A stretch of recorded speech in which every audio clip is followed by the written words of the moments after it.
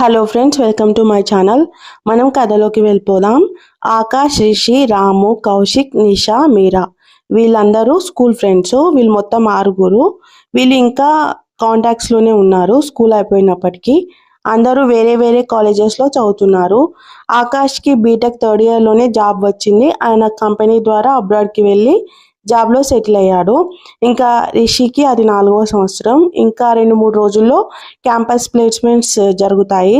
ఇంకా రిషికి tension start అయింది. ఎందుకంటే రిషి వాళ్ళ నాన్న చాలా చిన్న వ్యాపారం చేసుకుంటూ రిషిని చదివిస్తున్నాడు. ఇప్పుడు జాబ్ రాకపోతే నేను నా మొహం నాన్నకి ఎలా చూపించను? నాకేమో కమ్యూనికేషన్ స్కిల్స్ ప్రాబ్లం ఉంది. ఇంగ్లీష్ అంతంత మాత్రమే. చూద్దామా, అంతా దేవుందే భారం. ఇంకా ఆ రోజు రానే వచ్చింది.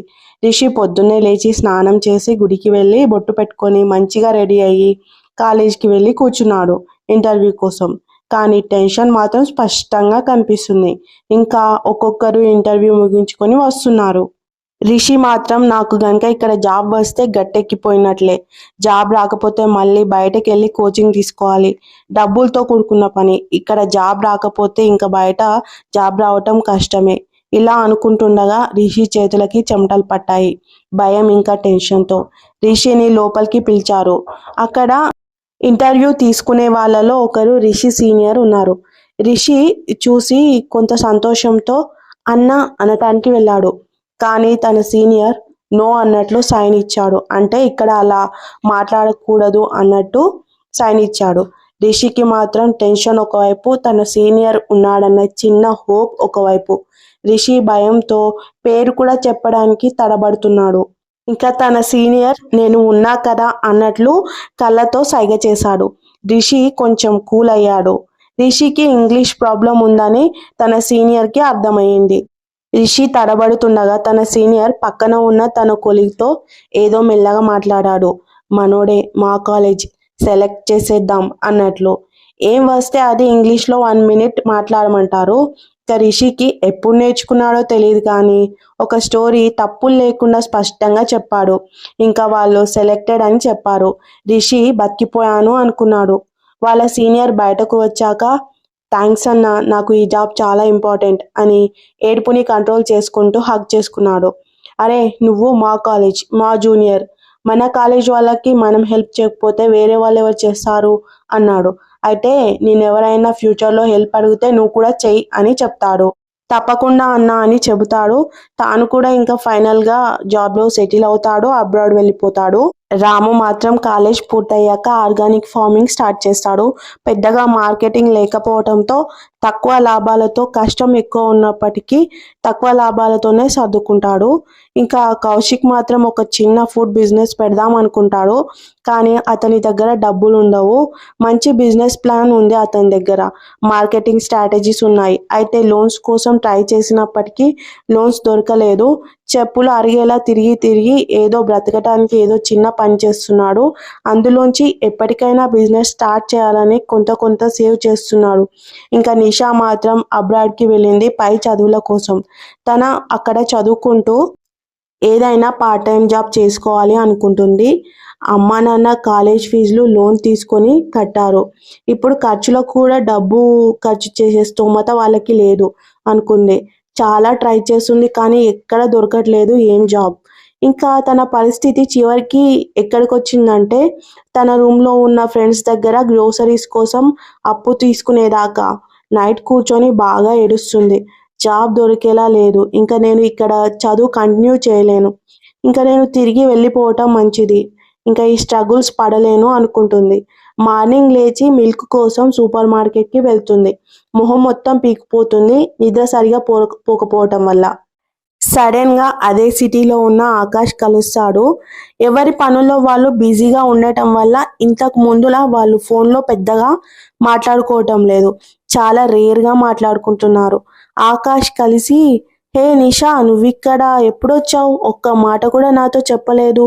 నిషాకి మాత్రం తన ఫ్రెండ్ని చూడగానే నా ఫ్రెండ్ అన్న ఫీలింగ్తో ప్రాణం లేచొచ్చినట్లయింది. ఇంకా నిషా కూడా ఇలా స్టడీ కోసం అని చెప్పింది.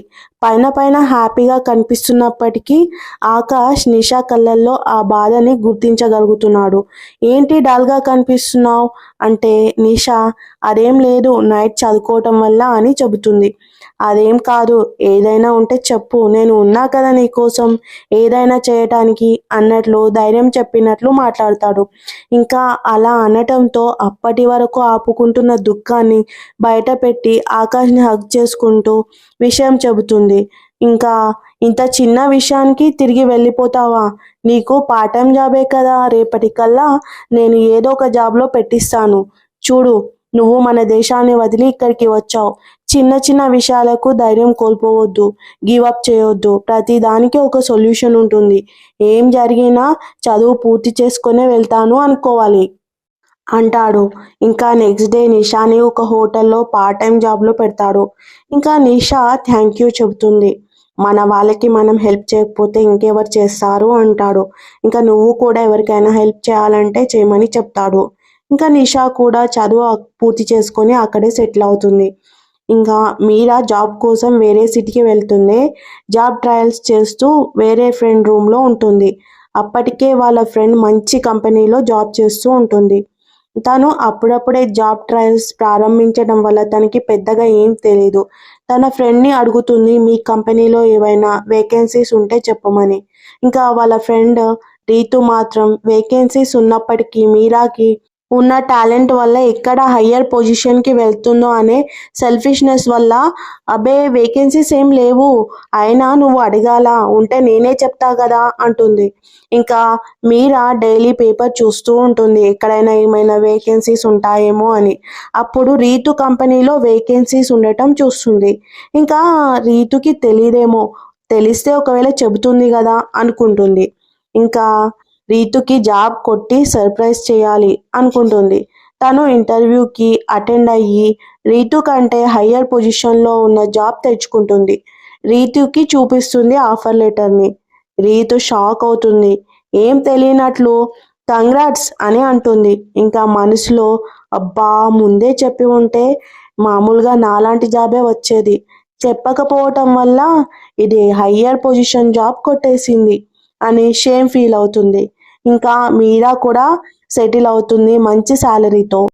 ఈ నలుగురు ఫ్రెండ్స్ ఒకరోజు రాము ఇంకా కౌశిక్ని కలవాలనుకుంటారు. అక్కడే హోమ్ టౌన్లో ఉంటారు కదా, వాళ్ళకి సర్ప్రైజ్ విజిట్ చేయాలనుకుంటారు. నలుగురు ఒక ప్లేస్లో కలుస్తారు. ఇంకా వేరే ఫ్రెండ్స్ ద్వారా వాళ్ళ పరిస్థితిని తెలుసుకుంటారు. రిషి అంటాడు, అరే మన సర్ప్రైజ్ విజిట్ ఇలా కాదు ప్రత్యేకంగా ఉండాలి అంటాడు. అందరూ కూడా బాగా సెటిల్ అయి ఉన్నారు కాబట్టి అందరూ కొంత డబ్బు వేసుకొని కౌశిక్ కోసం పక్క టౌన్లో ఒక చిన్న హోటల్ని ప్లాన్ చేస్తారు. పనులన్నీ చెక్కా అయిపోతాయి. హోటల్ని తన చేతులతోనే ఓపెన్ చేయించాలి అనుకుంటారు. మరోవైపు తమకున్న తక్కువ టైంలోనే రాముకి సంబంధించిన ఆర్గానిక్ ఫార్మింగ్కి మార్కెటింగ్ చేయటానికి కంపెనీస్తో మాట్లాడతారు. తన పంటలను నేరుగా ఒక స్టాల్కి తీసుకెళ్ళి డైరెక్ట్గా కస్టమర్స్కి అందేలా వెహికల్స్ అన్నీ రెడీ చేస్తారు. చాలా ఏర్పాట్లు చేస్తారు. కొంత ఖర్చైనా మన వాళ్ళే అన్న ఉద్దేశంతో చేస్తారు కాబట్టి చాలా హ్యాపీగా చేస్తారు. ఇంకా ముందు కౌశిక్ దగ్గరికి వెళ్ళి తర్వాత రాముని కలుస్తారు. వాళ్ళిద్దరూ చాలా హ్యాపీగా ఫీల్ అవుతారు తమ స్నేహితులని చాలా కాలం తర్వాత కలిసినందుకు. ఇంకా ముందు రాముకి ఏర్పాటు చేసిన వెహికల్స్, తన కోసం టౌన్లో ఏర్పాటు చేసిన వెజిటేబుల్ స్టోర్ చూసి రాము అసలు నమ్మలేకపోతాడు. ఇదంతా నా కోసమా అని తనకి నోట్లోంచి మాటలు రావు. ఇంకా మన వాళ్ళ కోసం చేస్తే మస్తు మజా వస్తుంది అంటాడు రిషి. మిగిలిన వాళ్ళు కూడా ఆ ఫీలింగ్ మస్తు ఉంటుంది, మన ఫ్రెండ్ ఐస్లో హ్యాపీనెస్ చూస్తే అంటారు. ఇంకా కౌశిక్ తనకి కష్టాలు ఉన్నప్పటికీ రాముకి హెల్ప్ చేసినందుకు చాలా హ్యాపీగా ఫీల్ అవుతాడు. ఇంకా నేరుగా నిషా నాకు చాలా ఆకలి అవుతుంది అంటుంది. రాము ఇక్కడే ఎక్కడైనా తిందామంటాడు. ఇంకా పక్కనే కౌశిక్కి సంబంధించిన హోటల్ ఉంటుంది. ఎక్కడో ఎందుకు మన కౌశిక్ గారి హోటల్లోనే తిందాం అంటాడు ఆకాష్. మీరా మాత్రం నాకు అది కావాలి ఇది కావాలి అంటుంది. కౌశిక్ మాత్రం షాక్కి గురవుతాడు. నాకు హోటల్ లేదురా, నేను హోటల్ పెట్టాలనుకున్నాను కానీ కుదరలేదు అంటాడు. ఇంకా నిషా మాత్రం మేం పెట్టేశాంలే అంటుంది. కౌశిక్కి ఏం అర్థం కాదు. ఇంకా డైరెక్ట్గా కౌశిక్ని తీసుకెళ్ళి ఓపెన్ చేయిస్తారు. ఇన్నేళ్ల కళ. కౌశిక్ కళ్ళల్లోంచి నీళ్ళు ఆగటం లేదు. ఇది ఏది నమ్మలేకపోతున్నాడు. ఏం చెప్పాలన్నా మాటలు రావడం లేదు. అందరినీ హక్ చేసుకుంటున్నాడు.